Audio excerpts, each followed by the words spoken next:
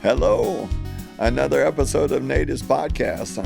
I'm Harry MacArthur, like you needed to know that. Bob Thornton here, and we have a special guest.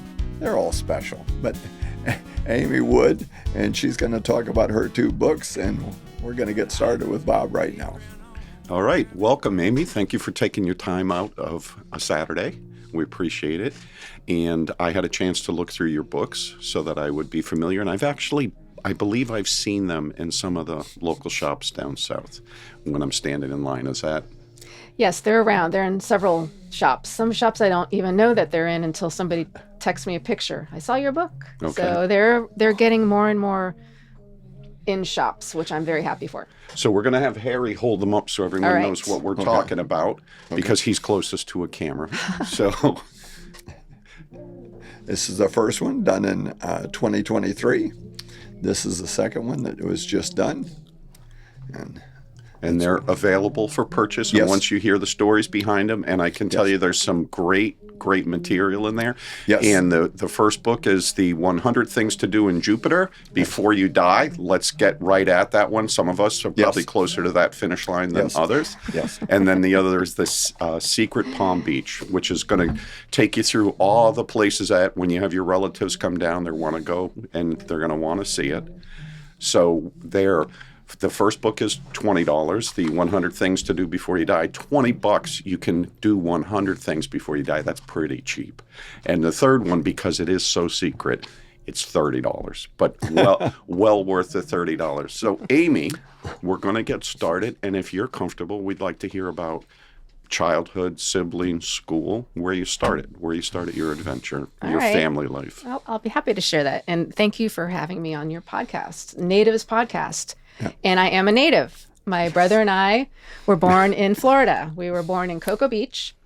And my dad got a job at Pratt Whitney. So we moved to North Palm Beach when we were very small. I was like 1.5 and my brother was like 6 months old.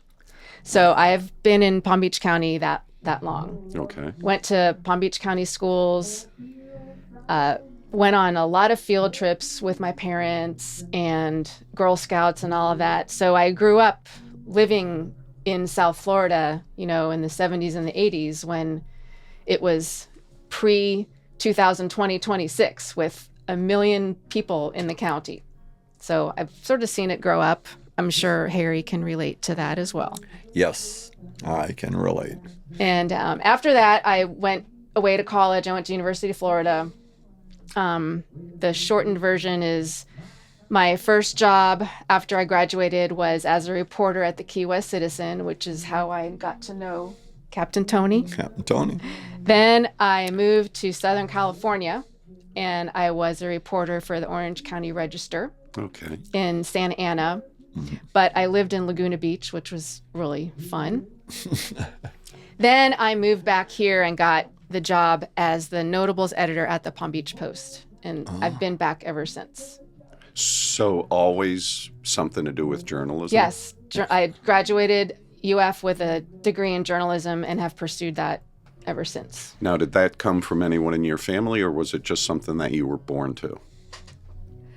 Well, my teachers always said I was a good writer, although I hated writing because it took a long time.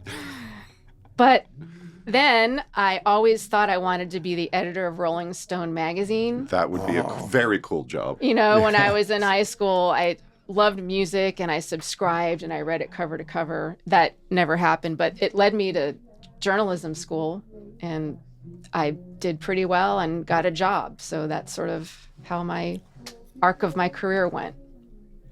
And tell us about when you decided you were going to write a book about 100 things to do before you die. What was and how long did that incubate before you actually put pen to paper or key to computer? Yes. The literal answer to that question is that the wonderful publishing company in St. Louis who produces these books sent me an email out of the blue, which I have saved to this day. It said, looking for a Jupiter writer. And when I read the project, they wanted to expand their 100 Things to Do series of books and include Jupiter, because Jupiter is expanding, spring training, and then Joe Namath opening those campus of restaurants and that whole funky fishing village getting a restoration, they thought it was time to shine a spotlight on Jupiter. So that's the literal answer.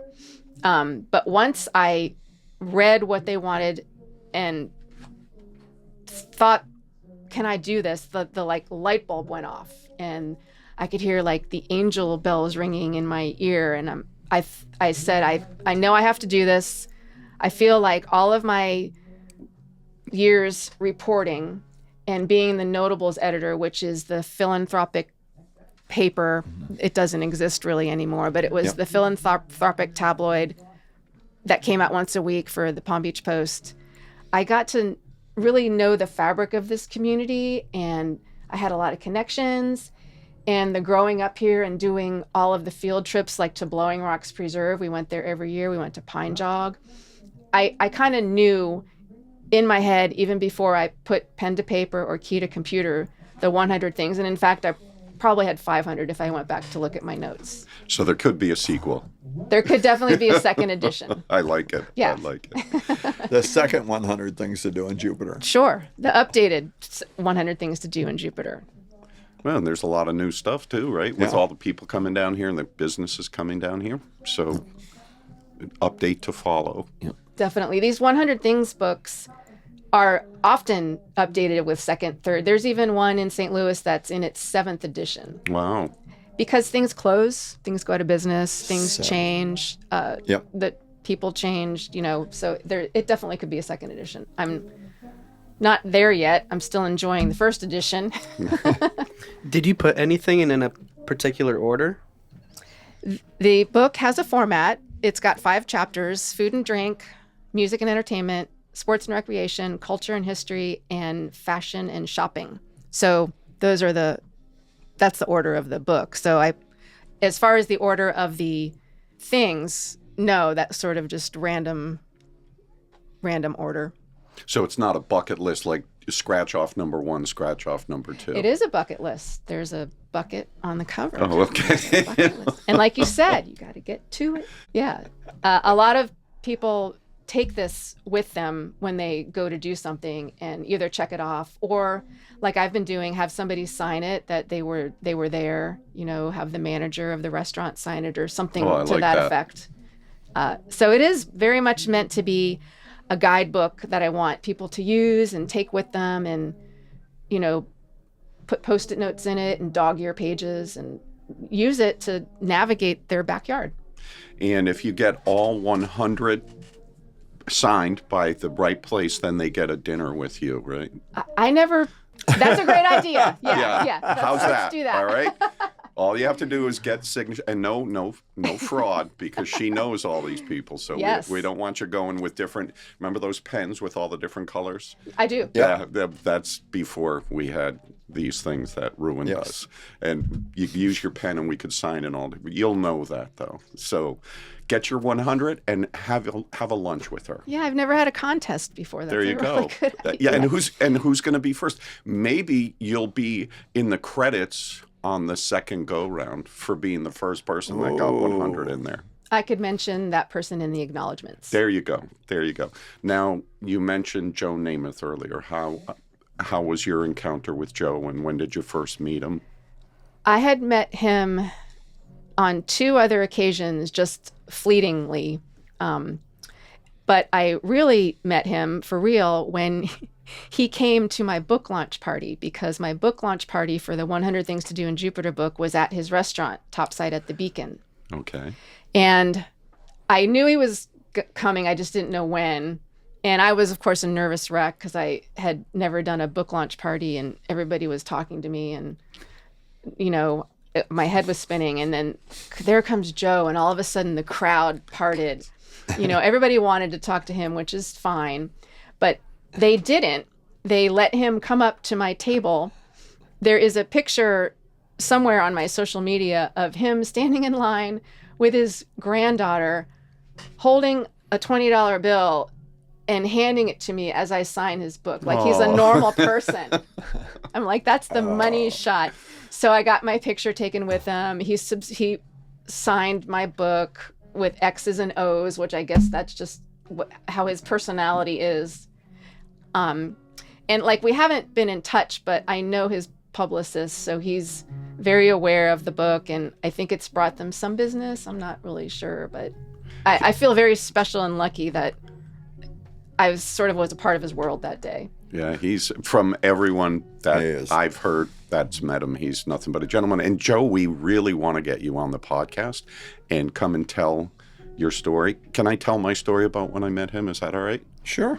So Joe was walking down at underneath the bridge where the Woods restaurant is, and I had set up a booth for my business, and one of my guys said, "Hey, you know who that is?" And there was a guy with this giant floppy hat and big sunglasses, and I didn't know who. He didn't look like, you couldn't really see him. And I said, "Who?" And he said, "That's Joe Namath." I said, "That's not Joe Namath."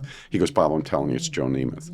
So I left my booth and I just went and walked alongside him. I didn't look at him. He was looking and walking straight ahead. I paced with him, and I said, I remember when I was a little boy in the Bronx in my grandmother's house, and we were watching the Super Bowl, my dad and I. And my dad hated this young, brash kid who said that he was going to win the Super Bowl, and his hair was too long, and he was wearing white shoes, and he was everything that was wrong with the country, according to my dad. And secretly, I sat on the couch and I rooted for this kid. I wanted him to win so bad. And when he actually won, I had to be very quiet because my dad was a pretty aggressive guy. So I was very quiet. And I told him that story as we were walking. And Joe stopped and he turned and he took his glasses off and he said, "What's your name, friend?"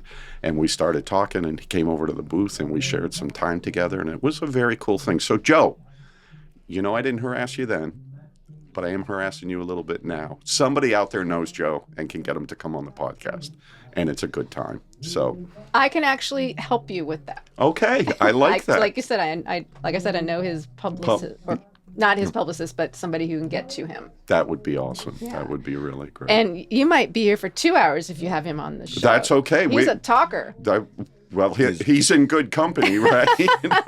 Seth's the only one Seth is very careful with his words. So when Seth speaks, it's important. Harry and I, we throw him around like confetti. Yep, I'm bad. All right, so you met Joe. Who else along the way? What other people do you have in there, or stories that you have? Well, I talk about Tiger Woods restaurant. He's one of the food and drink entries. I haven't met him, actually. I've known people who have met him, but I haven't met him. I mentioned Jack Nicklaus a little bit, and I've met him on several occasions too. He's a titan of North Palm Beach. He moved to North Palm Beach. He's a saint of a man. He is just, him and Barbara are just two special people. Yes. And they've done so much for Palm Beach County and the Nicholas Children's Hospital and everything they've done. They've just, whether it's golf or that or, the Benjamin School, everything, they have taken it on their shoulders and they have made a difference. And that's amazing. They redid the North Palm Country Club for $1. Exactly. Yeah. It's a Jack Nicklaus signature course, and he did it for free, basically, for his hometown. Wow.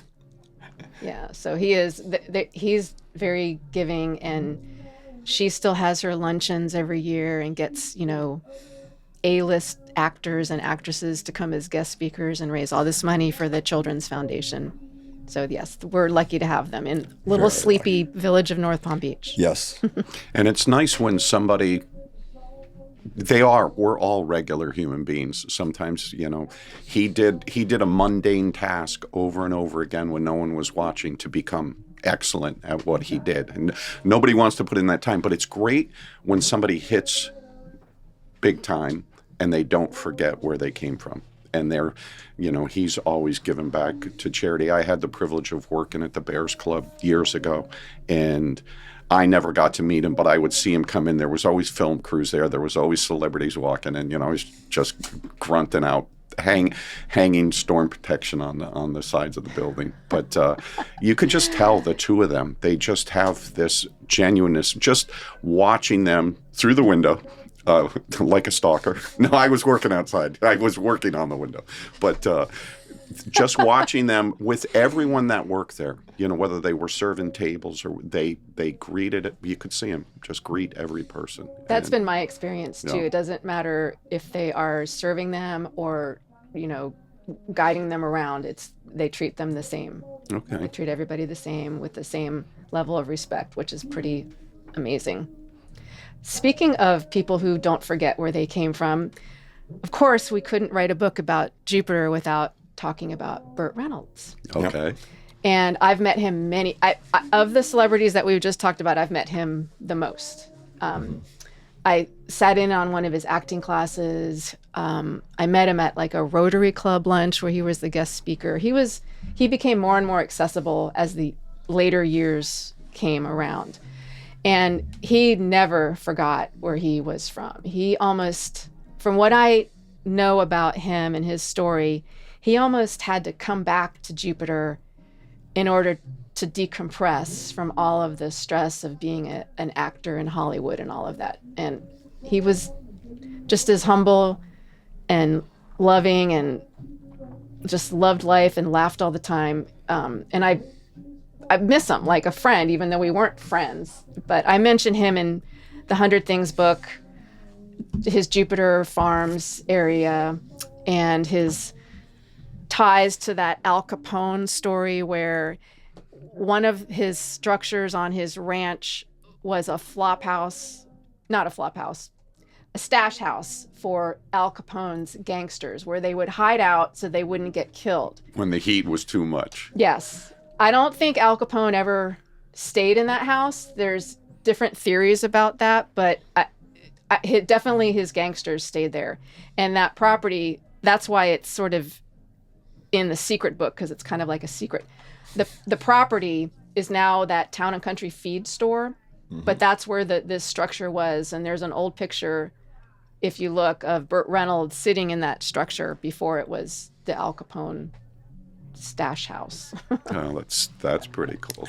And I think that's one of the things that attracts a lot of celebrities down here. Like you can come into Harry's and you never know who you're going to see sitting in the restaurant or sitting at the bar. I was having breakfast one Sunday morning and I looked, the bar's 3 sides and I was on one side right on the corner. And I just happened to look down the side, and there was a very attractive woman who had just happened to be looking the other way. So I smiled, and she smiled, and I thought, well, she looks really familiar. And then I just tilted my head a little bit, and I could see the guy in his cowboy hat, and it was Jason Aldean and his wife. And I did not even flinch. I didn't react. I didn't look back. And no one came up to them. And there's a few country Western fans in Harry and the Natives, and no one bothered them. Nobody harassed them, and there's been so many. And you've probably connected with a lot of people through your career. A lot of celebrities. When I was the Notables editor, I made it a point to interview our celebrities who were doing good for the community. So I met Tico Torres. He doesn't live here anymore, but he lived in Admiral's Cove, the Bon Jovi's drummer. I've met Bon Jovi. I interviewed, before she died, Lily Pulitzer. Oh, no kidding. So things like that, she gave back. She was a crazy cat lady, so she gave to a lot of animal rescues. Foundations. So I interviewed her, Barbara Nicholas, Jack Nicholas. Oh, you got to interview them? Yes. That's awesome. Yes. So we have a lot of celebrities who live here. They just all the golfers. They're all at the Masters now, but they're like Rory. Doesn't he still have a house in Palm Beach Gardens? Yep. Yes. Yeah. So we love our celebrities. And we don't harass them. I have a very good friend of mine up in the Boston area, and his sons were absolute fanatics about golf and pro golfers, and because we had so many here. And I had a friend that was a caddy on the pro tour for his whole life, and he passed away suddenly, but he would always get me hats with whoever he was caddying with or the group that he was with, and he'd have it made out to my buddy John's boys. So John said, and I saw a few of the guys down here, and if it wasn't awkward, I'd have them sign a hat. And he kept saying, if you could get Tiger Woods' signature. And I said, well, Tiger Woods lives about 4 miles and $4 billion away from me, so the chances are slim. I was on the phone with him coming off the island, and there's a black whatever SUV. I don't know what the brand was. All the windows were tinted out, and we're sitting at the red light, and happen to be talking to my buddy John, and the light changes. And the guy doesn't move. So I give it a second. I'm driving a wrap truck for my company. I give it a second. Then I just give a little toot. Boop. And I can't see who it is, but I can see the head pick up and look in the mirror and go back down. So I'm like, they're sending a text. So now I'm a little bit frustrated. So I lay on the horn a little bit longer, and the head comes back up, and he holds the phone up. Like as if I'm in the middle of doing a text and I'm trying to get to the next job. So now the Bob that we try to keep chained down in the basement of Bob, he's rearing his head, right? He's like, let me in, I'm ready to play, coach. And so I lay on the horn, and all of a sudden the window comes down, and he sticks his head out, and he looks back at me. And I said to John, you know how you wanted that signature, that autograph from Tiger Woods? I said the chances just went out the window, literally. So that was my only brush with Mr. Tiger Woods, aside from seeing him when it was the Honda Classic, and that was at a safe distance. Well, I think Tiger should never be behind the wheel of a car, regardless. Whether texting or rolling over, let's just take an Uber. I don't know that there's ever. Sorry, Tiger. There's ever been anyone who had more memes quicker than poor Tiger Woods. So Tiger, I know you're a very private person, but we'd love to have you on the podcast if we haven't blown it right now. No, all you can do is laugh. My friend's stepson might be a worse driver. Really? Yeah. Just I mean, he has 9 lives, and I think he's used 7 of them. And it's texting is dangerous while you're driving. Someone can just rear end you, and that's it. I watched a bit from Kevin McHale from the Boston Celtics, and he talked about when he got recruited. He was playing, I don't know, he was playing overseas somewhere, and they said, the Celtics want you. Well, Red Auerbach drove him around. He said he was absolutely the worst driver he had ever seen. He had his cigar in his mouth. They're driving through Boston, and he said he would stare at me and talk to me without ever looking at the road. So he's at the end of it. Sounds like my mother. Well, he said when he summed it up, he said, so if I'm ever going to rob a bank, Red Auerbach's going to be my wheelman, because he is absolutely fearless. So Tiger, there are guys out there, and the big question was, why doesn't he have a driver? Maybe that's better than me saying he should take an Uber. He should have a personal limousine, to there you drive go. him around. It's not as exciting, I'm sure. Independence. He just wants his independence. And so after you did the 100 Things Before You Die, how did you get into the second book? The second book came out February of this year, and I had been ruminating about a second book for a while. And one of the reasons that I have been is, it's funny when you write a book and then you go to book signings and people ask you questions. Inevitably, one of the questions is, what's your next book going to be about? And I'm like, God damn, I just wrote this. Cut me some slack. Give me a break. I was tied to my computer for 6 months. Now I have some time. So yes, that's always a question. And that happened again. Replay and repeat. Now I'm doing book signings for this, and the question is, what's your third book going to be? So that was, you put it in your brain and it ruminates. But I'm very happy that I decided to write the secret book. This also is a series published by the same company, and they have secret books all over, including Fort Lauderdale. There's 100 Things Fort Lauderdale and a secret Fort Lauderdale. So we both are stair-stepping each other. I know the author of that one too, where we do a lot of things together on social media and things like that. So yeah, it was, when did I start this? It was in January about over a year ago is when I started. Okay. January of 2025, and my deadline was July 1st of 2025. So I had 6 months to do it. And after I signed the contract with the publishing company, I was a little more nervous than I was with 100 Things. Because like I told you, the 100 Things I just had in my brain. It was already up here. I just had to put it on paper.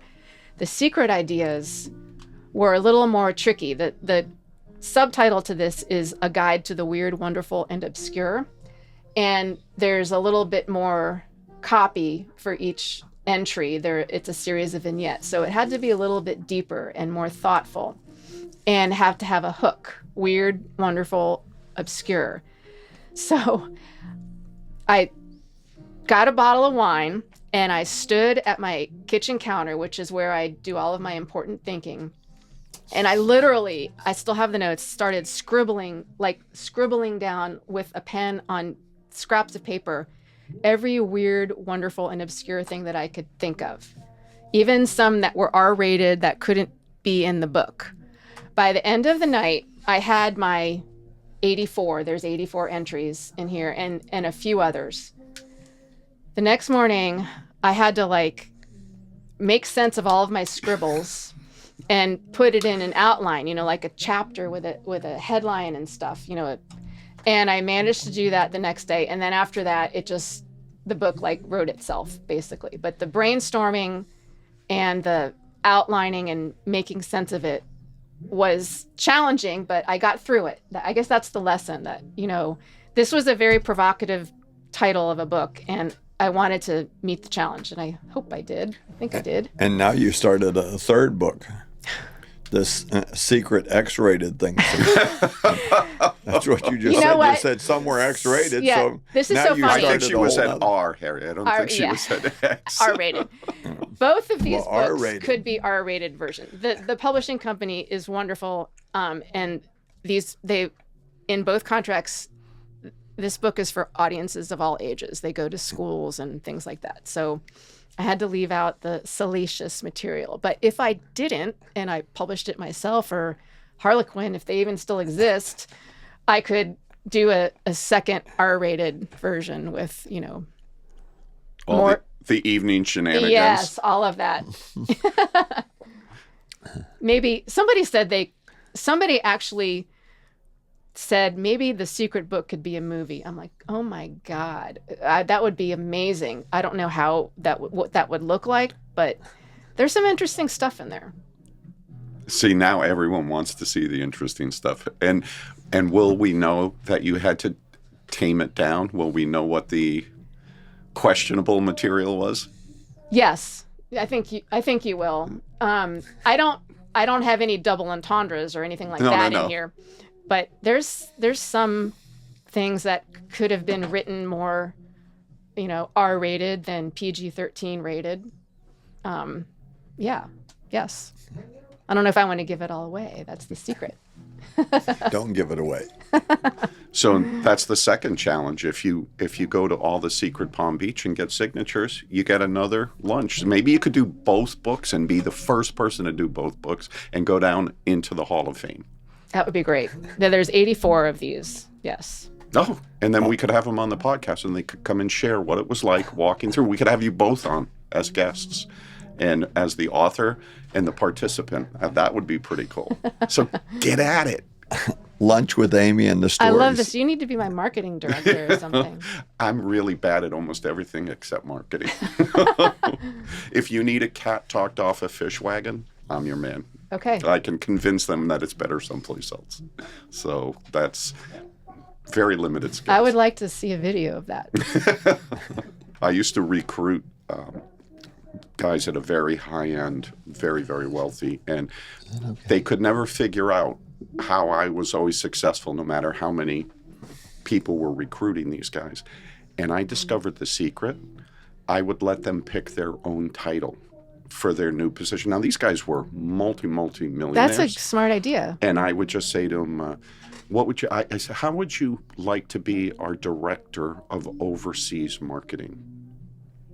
Director of overseas marketing? Well, I don't have that on my card. I said, well, you will. And sometimes I'd even have the card. I would know them well enough to know kind of what they were interested in. Have a card made up with their new title on it with our company. And I had so many guys call me up with, how did you get that? I never told them. I was like, I don't know. He just decided this was a better place to work. They got their new title. So titles are big. That is a really good idea.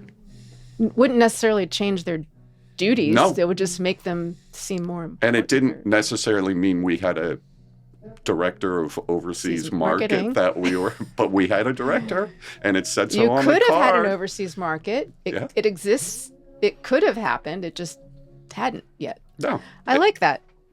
Maybe I should change my title. Okay, we can work on that. We'll work on that and come up with, writer to the stars. Yeah, author extraordinaire. Yeah. Yes. On the loose. But one thing that you said that really, and I've heard that with a lot of people that do write. You stood in your kitchen at your sink and you put down your 84 ideas, and then some. But you didn't come up with them while you were standing. Your brain had been working on that, and it was just finally time to let it come out into ink on your scratch pad with your maybe half in the wrapper wine handwriting that you had to decipher. And anyone who's ever been half in the wrapper and written anything, you know exactly what I'm talking about. That you're like, what does that say? And then if you have a benign essential tremor, you shake, it makes it even worse. So...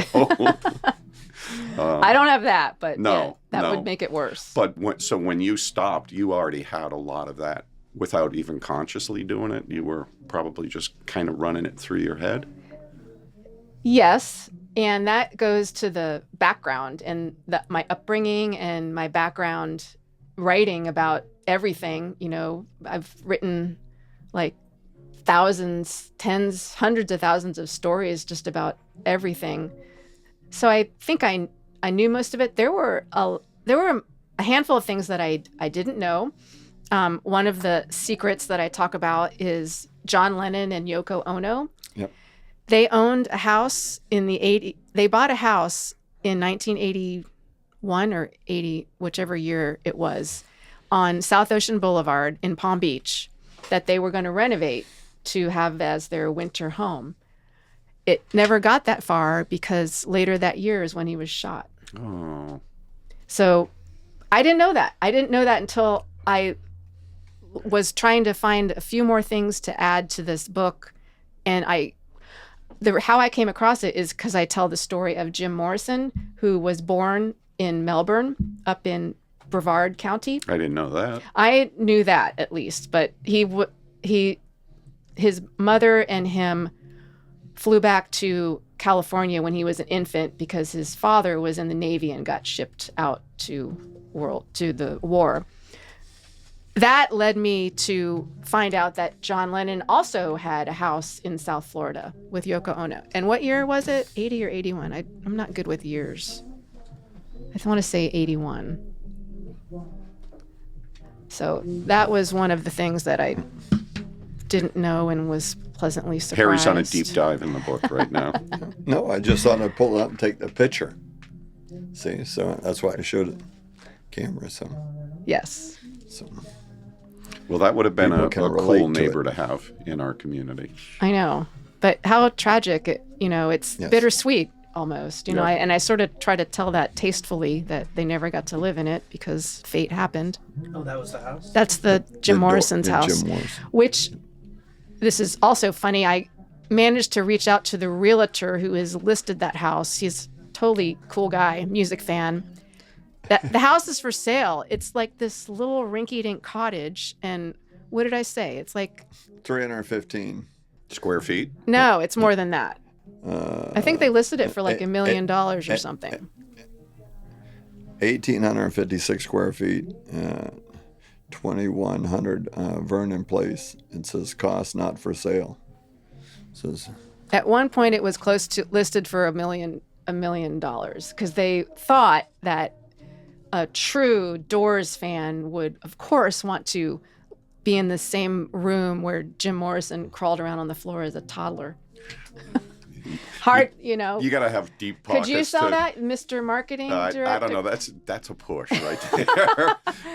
Maybe if we Yeah. could find that eccentric billionaire that, the market drops 20% and they're That's like, what this realtor guy was going for, the Yeah. eccentric billionaire who wants just a piece of rock and roll history. Someone would do it. yeah, Someone would do it for sure.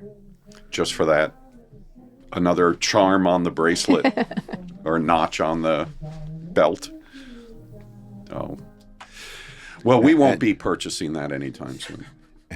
and you had the concert down at Palm Beach International. Did you go to Speed. that? No, did not. But it was a big deal when it happened, and the whole thing, and the rain and the madness, and another one when a storm comes through and ruins the whole concert. And ruins the whole concert, just like it did at the real Woodstock. Yep.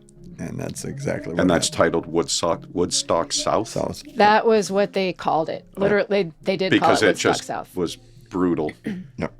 We had an art festival this year like that. Yep. It's our biggest fundraiser for the local chamber, Hobe Sound Chamber of Commerce. And we were supposed to have a brief shower in the morning, and it decided to stall right over. I'm pretty sure it stalled right over A1A, right over the art festival.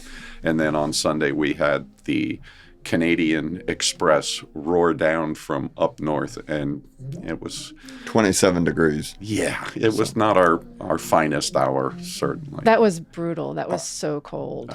Our best weekend turned into our worst weekend. Yeah, for a lot of our locals. But the nice thing is we do have such a strong community, and as you're aware of being down there, and I think I'm really outnumbered today, right? We're three Florida natives. Yep.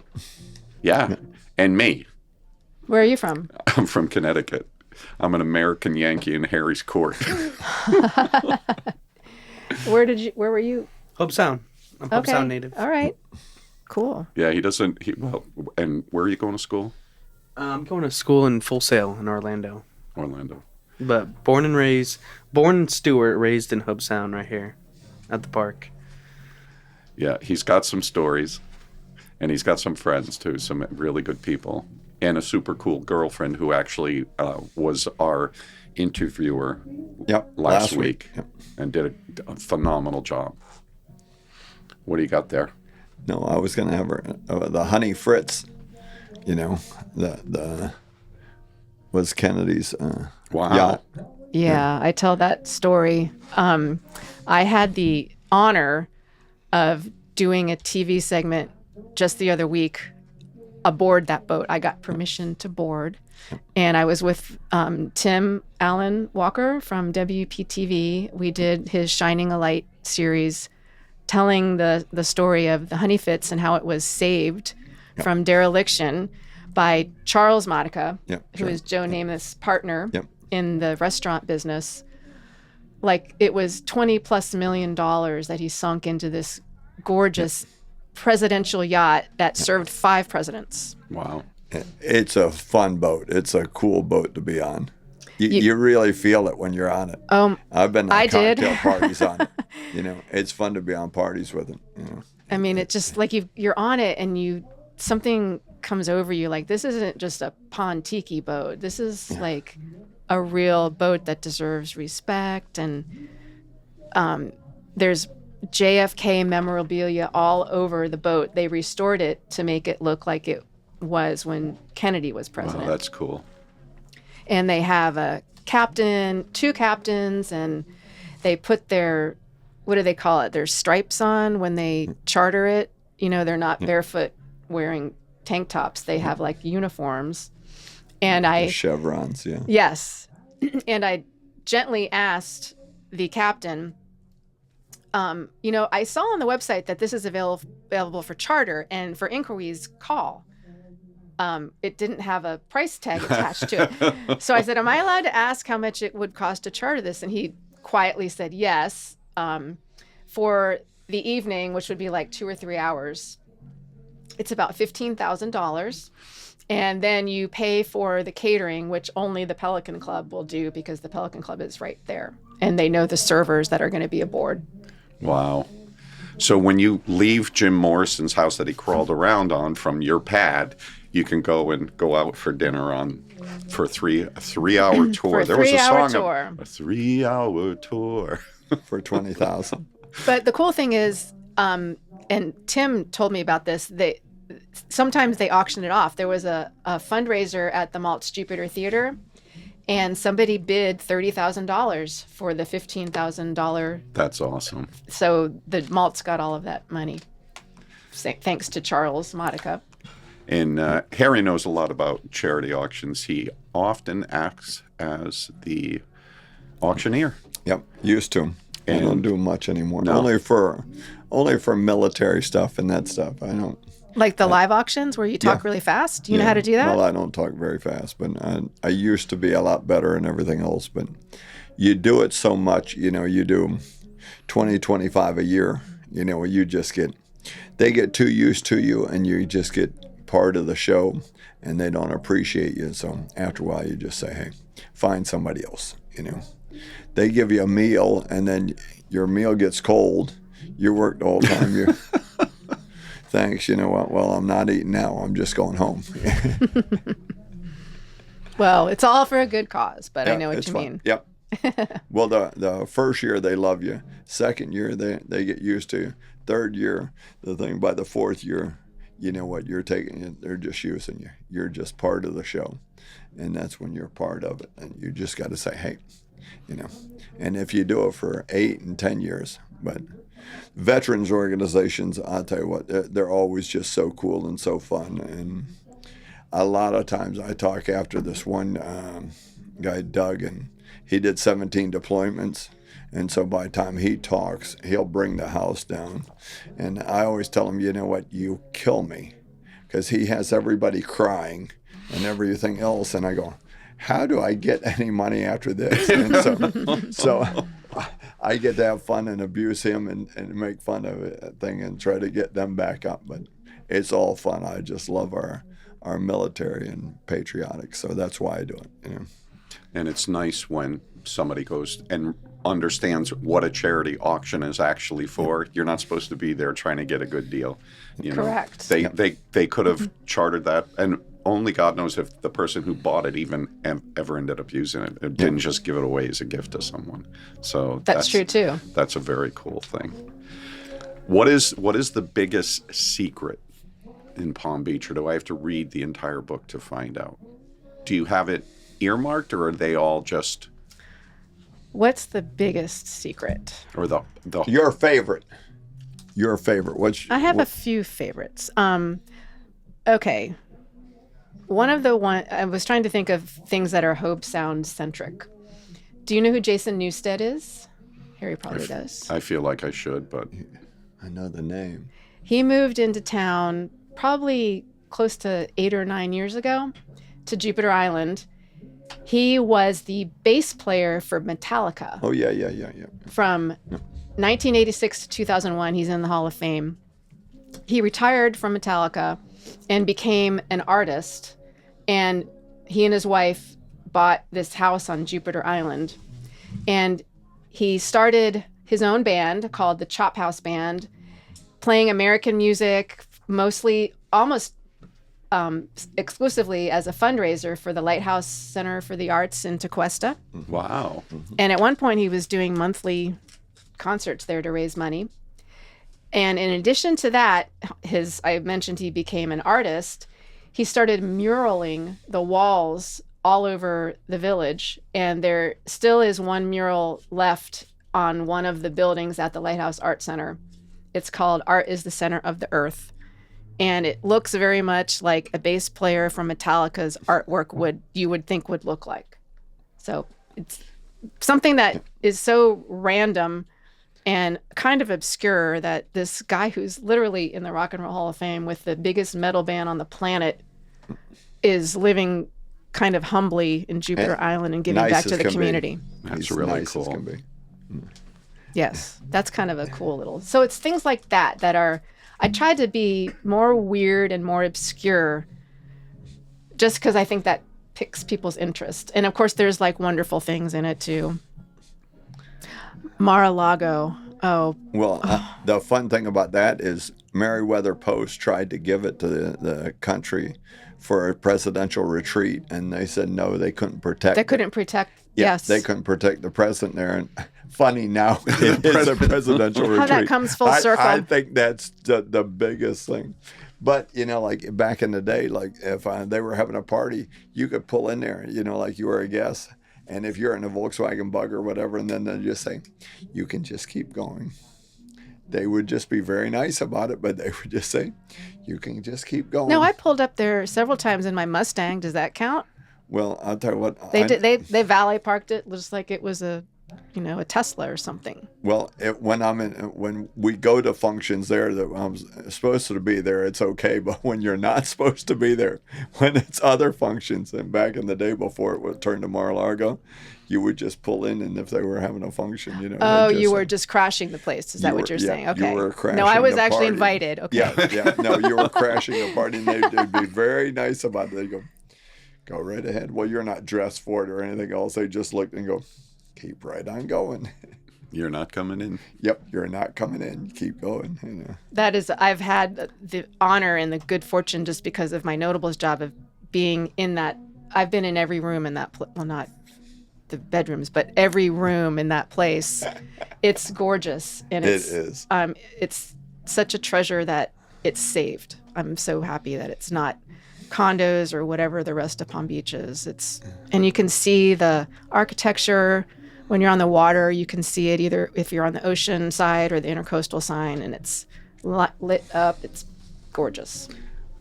Whatever you think about who lives there is whatever, but the building speaks for itself. The house speaks for itself. Another thing, the Chillingsworth, you had Chillingsworth.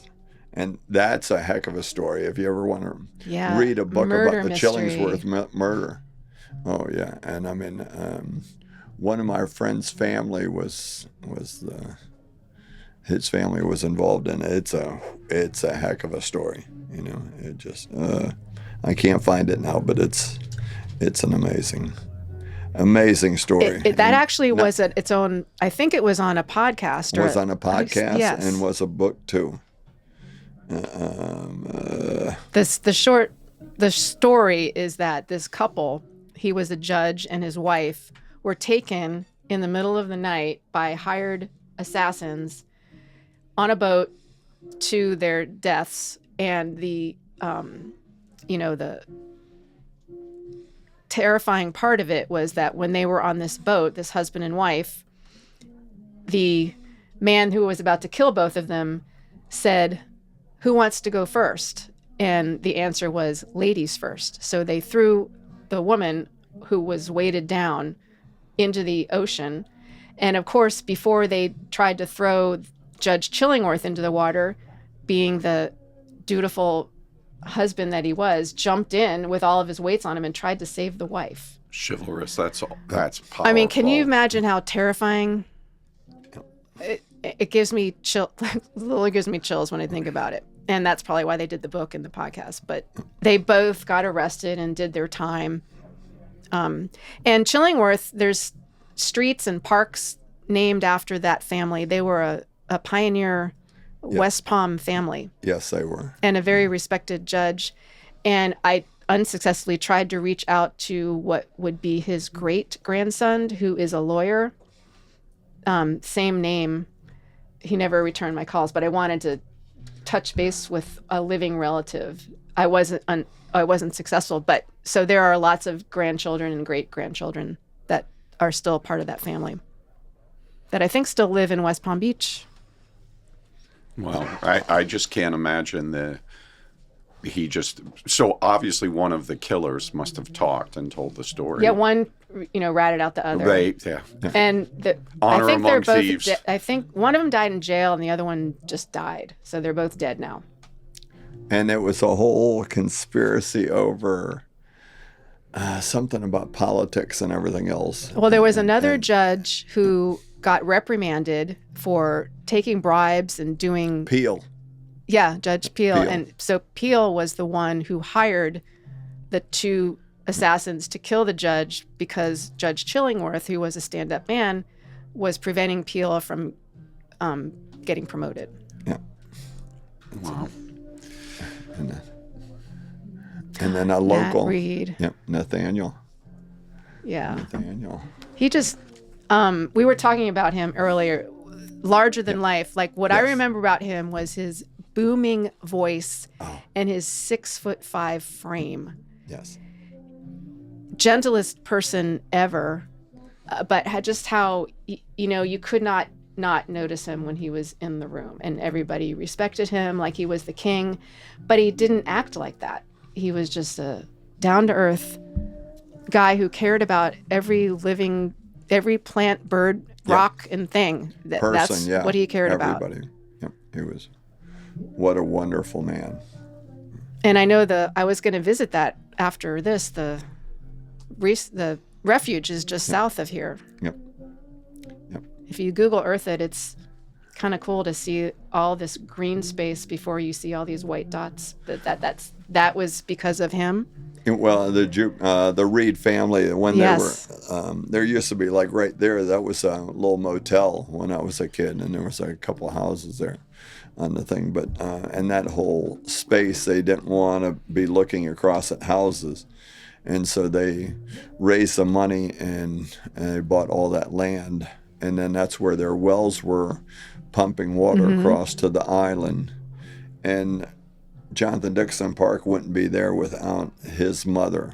Pamelia Reed made 3 trips to Tallahassee in the late 40s, like 47, 48, 49, and saying you need to turn this a state park. And she got it done. If not, all that property is preserved because of the Reed family. Nobody else. And that's hard to believe because they were of the same era as like Henry Flagler, maybe not that early. Yeah. And all Flagler wanted to do was like build. Develop. It turned out for the better. Palm Beach is America's first resort. Yep. It really was, Yep. is. Not even Miami, it was Palm Beach because of Palm Beach. of the railroad. To think that Reed's parents, Pamelia and the father, were not like that. They were very ahead of their time and environmentally conscious when that wasn't even a thing. Yeah. That's impressive. They planted the trees on Bridge Road going over to the island. I want to Really? drive So that too. I haven't done that in a while. That tree tunnel. Yeah, that's so cool. See, Yeah. That's just a fun thing. Another thing they did, but yeah. And he was a lifelong Democrat, but served Republican presidents who respected him. Yep. That's another thing that wouldn't happen today. Yep. So he was just before his time. Yep. A larger than life before his time guy. A special man. And I Harry, love that you knew him. You had dealings with him as well. Yeah. Oh yeah. We were great friends. And my dad was friends with his parents, and you know what? It was just that way. We were just great friends and just part of the community. He really, really cared about Hope Sound. He'd come in to see Harry to get the hot goss, Yep. right? He wanted to know what was going on and who needed help. Yep. Who needed help in Hope Sound and what was needed done. And in the old days, like Hope Sound Community Chess, like I went to the first chess meeting and I didn't know what I was doing, and this in like 1990. And I come out afterwards and they said, well, you need to write a check for, give us $500 for this one. We need $500, and they'd tell you the names.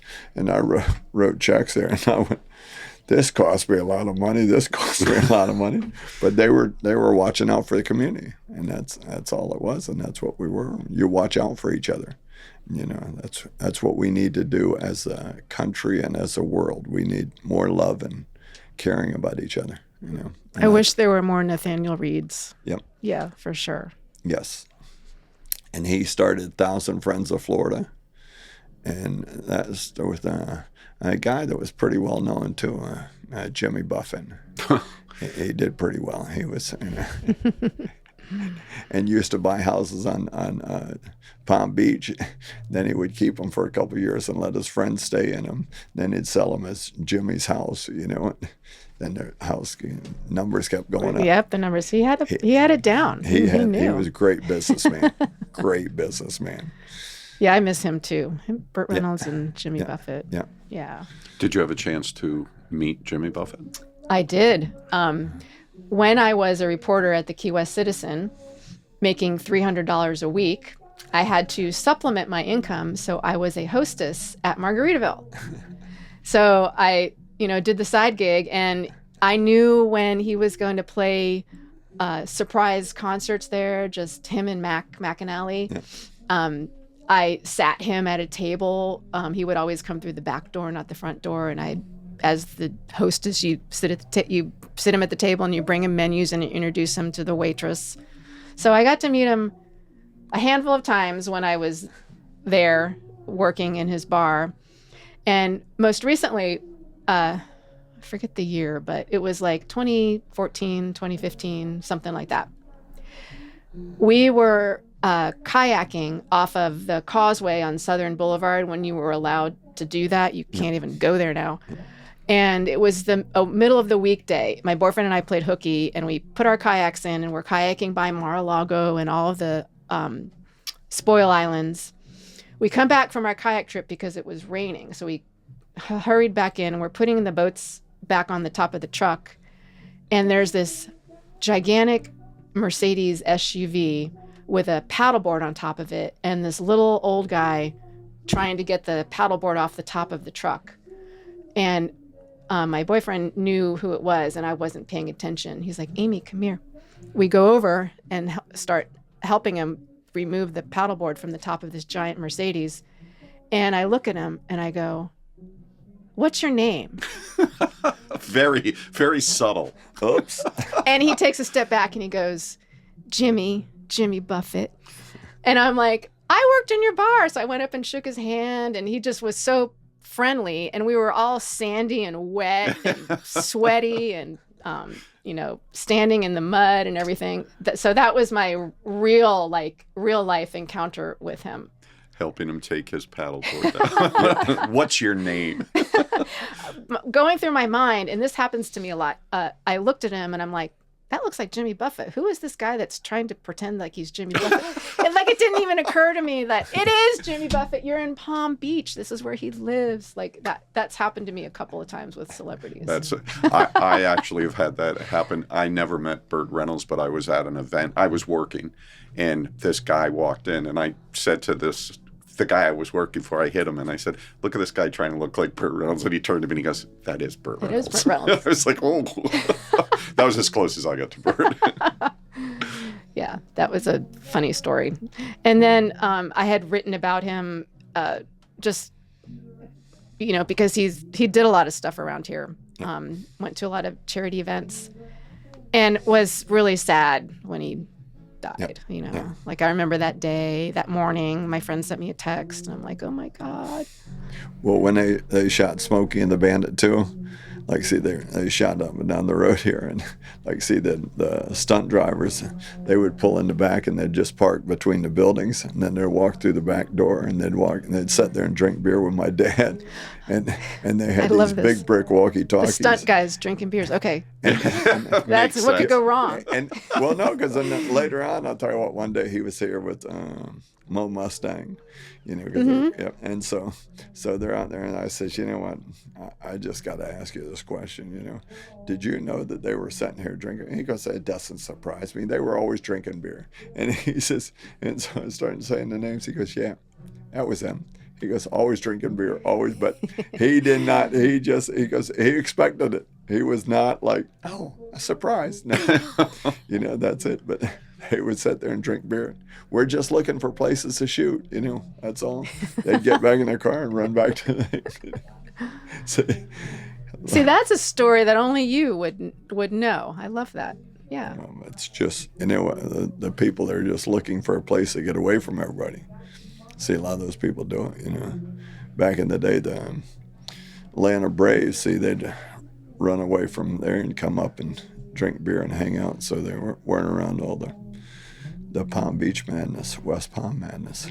So nobody knew they were baseball players. They're just hanging out drinking beer, And that was when I said earlier we used to make fun of Jupiter. We used to make fun of Hope Sound way more than Jupiter. Oh, yeah. Only old people live in Hope Sound. There's nothing in Hope Sound. There's 2 houses. Yours was one of them. Yeah, we loved it. That's perfect, But yeah, the Braves at the West Palm Beach Auditorium, which is also one of the secrets in the book. I remember we were little. My dad taking us to the spring. Is that right? Spring training. Yeah. Or was that the Braves, Atlanta Braves spring training? Yep. At the West Palm Beach, the Leaky Teepee. Leaky Teepee, yeah. So they would come in after the game and get on US 1 and drive up here to go drink. Yeah. Where would they drink? Here? Oh no, down in the restaurant. So you just got not many people in there. You only got a couple old guys drinking beer, my dad's friends, and they're just sitting in there. Population 10. Yep. But see, there and they didn't care. Yeah, but see, There's 2, 3, or 4. I mean, Maddox and Glavin and those, they'd come. They're just trying to get away. They would hide. Hank Aaron, did he? No. Well, that was Hank Aaron. No, not Hank. He never came up. We didn't have Hank, but a lot of those guys would all come up, and they're just looking for places like this They were trying to get away from the limelight. Anybody knowing them. So, Amy, you had a checklist. It looks like you had a little checklist of notes. Did you get through everything on your checklist? Actually, no. Nat Reed, we talked about. Jason Newstead, we talked about. Blowing Rocks Preserve. Does everybody know about Blowing Rocks Yes. Preserve? You must know about Blowing. That's one of the secrets. I say that not many people know about the secluded beach, and that it just puts on a spectacle if you go at the right time during the right conditions, where these saltwater plumes will shoot through the Anastasia limestone like 20 feet in the air, and it's really cool. It'll blow your mind, and it's like where a lot of people take wedding pictures and family pictures. So that's a must-see, a must-do. It's now safely managed by the Nature Conservancy, and there's a lot of sea grape mangrove trails that you can walk through, and I'm sure both of you have I've been there. Yeah. I'm sure you have been there. Mm-hmm. I didn't know it was always full. Anastasia limestone, though. So now I can go home. My work is done. I've learned something today. That's what I learned in elementary school going on these field trips. It's all of the coast, South Florida is Anastasia limestone, Anastasia limestone. which is like the brown. I remember walking in it, and it was like little craters, like baby craters that you could step your feet in. It was kind of slimy because you had to be careful not to slip. I remember walking on that forever. And then sometimes like fish would get trapped in there, and there'd be like 2 inches of water and this little fish in there. And then the fish would die because the water would recede and the fish couldn't get out of the little brown. See, it's weird memories I have like that. Helped. And you'd get a cup and you'd fish the fish out with the cup of Sometimes water. we did that and threw it back to save it. Yep.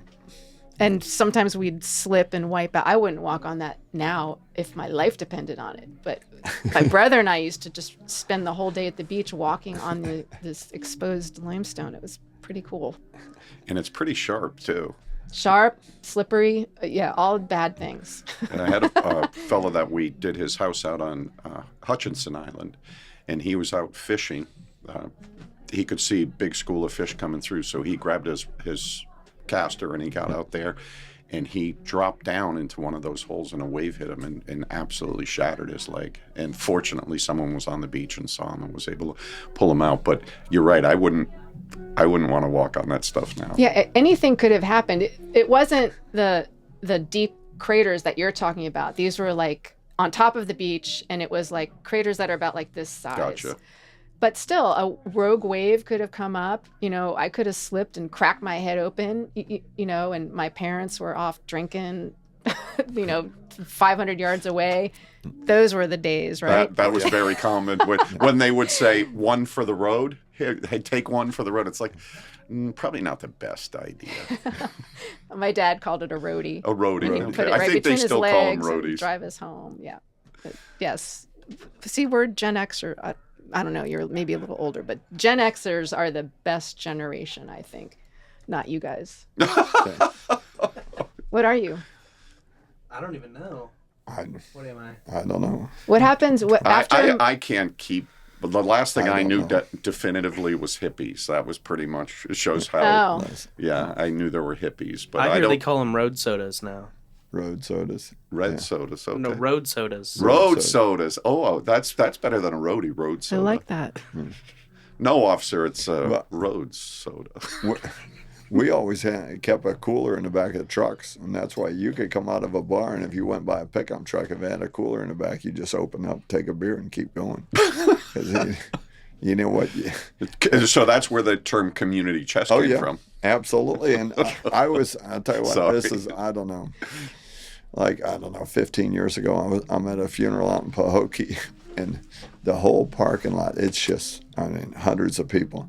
And all these pickup trucks, everybody's got coolers in the back and everybody's drinking. And the cops are directing traffic out there and everybody's drinking in the back. And the cops just know, they're just waving to you, you go to leave. Say, yeah, they're just like nothing happens. It's oldest times out there. It's like, we know what you're doing and it's okay, you know. Don't try that in Martin County, you know. I know. And Martin County was a million more times laid back than Palm Beach County, even back in the day. But still, it was kind of like Wild West a little bit. I miss it sometimes. You know? See, when I drank like that, I would always just call the tow truck. The tow truck would pick me up, and then he'd just come in the bar, and I'd just throw him my keys. I'd load it up, and then I'd come back in. Then I'd get in a cab, and I'd say, here's $20. I said, honk at every cop you see. And so he'd drive by, and so they'd just honk at the cops. And see, that as soon as they get used to seeing your car on the tow truck, when they do pull you over, he said, well, you know, what happened? I said, I went to the dog track. I lost. You know, he goes, you always take it. I was mad. I said, I didn't drink too much. I just was speeding. You know? He said, get home, you know. But see, if you always tow truck it, you know, more than a beer an hour, you can get DUI. So I just knew, hey, we had 4 beers, call them up. And you could prepay the tow truck, you know. That's a good plan. See, you're prepaid. Like, then if you were north, it was Aaron's Towing, you know, south, you know. See, just prepay the tow.